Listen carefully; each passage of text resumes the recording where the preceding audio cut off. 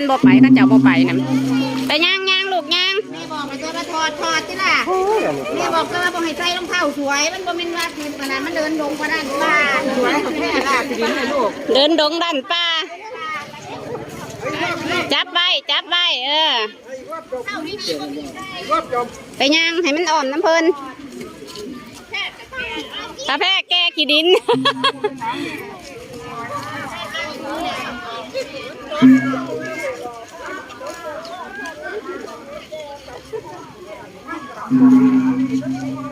เดินรอบศาลาค่ะ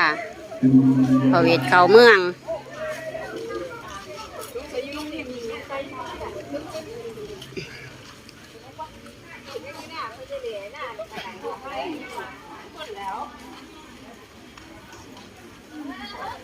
หนาวจนปากแหลปากอ่อนเท่านั้น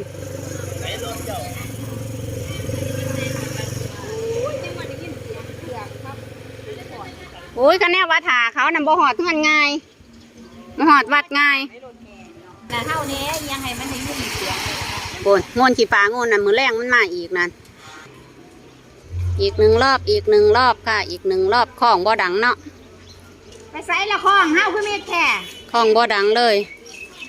ยางอ้อมซาลานี่ของมันต้องมีของ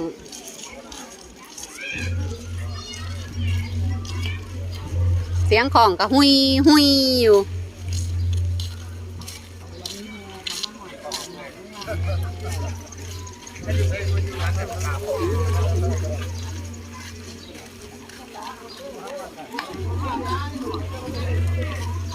เบาแล้วว่าแห่พาเวทเพราะว่าแห่หางเครื่องแห่หางเครื่องแห่นักเต้นเมื่อยแล้วสิได้เจียแล้ว